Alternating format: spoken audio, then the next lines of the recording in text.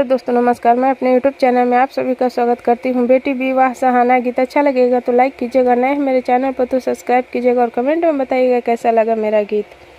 खोले बेटी लाटी पाटी चोटिया झारे लामी केस, खोले बेटी लाटी पाटी चोटिया झारे लामी केस, टिकुली के पोथिए हो बेटी लिखेली वियोग, टिकुली के पोथावे हो बेटी लिखेली वियोग। इहो चिठिया दिहा हो हजमा पापा जी के हाथ, इहो चिठिया दिहा हो हजमा पापा जी के हाथ। ऐसन धन सौंपिहाए पापा आधा धन हमार, ऐसन धन सौंपिहाए पापा जी आधा धन हमार। चुटकी सिंदूरवे के कारण भइनी हम वीरान, चुटकी सिंदूरवे के कारण भइनी हम वीरान। आधा आधा जानी कर बेटी सरबे धन तोहार, आधा आधा जानी कर बेटी सरबे धन तोहार। चुटकी सिंदूरवे हो बेटी भइलू तुम वीरान, चुटकी सिंदूरवे हो बेटी भइलू तुम वीरान।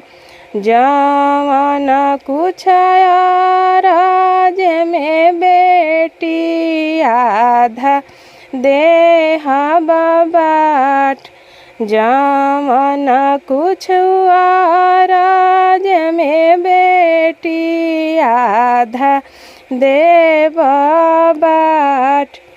खोलेली बेटी लाटी पाटी चोटिया झारेली लामी केस, टिकुली के पोथावे हो बेटी लिखेली वियोग, टिकुली के पोथावे हो बेटी लिखेली वियोग।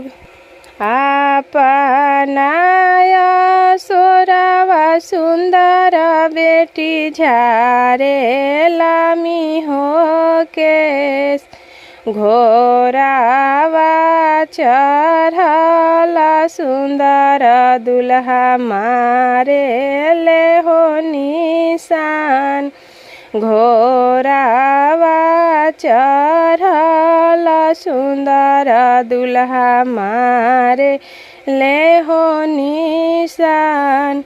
तासावा खेलत सुंदर भैया गईले ऋषियाय, तासावा खेलत सुंदर भैया गईले ऋषियाय।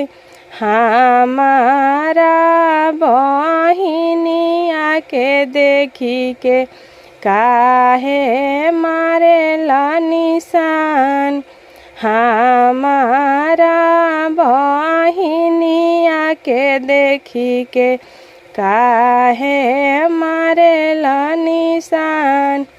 आजू एले बारिए सरऊ दीदी या तोहार। आजू एले बारिए सरऊ दीदी या तोहार। होते भीनु सारावाए सरऊ डोलिया ले बफानाय। होते भीनु सारावाए सरऊ डोलिया ले बफान।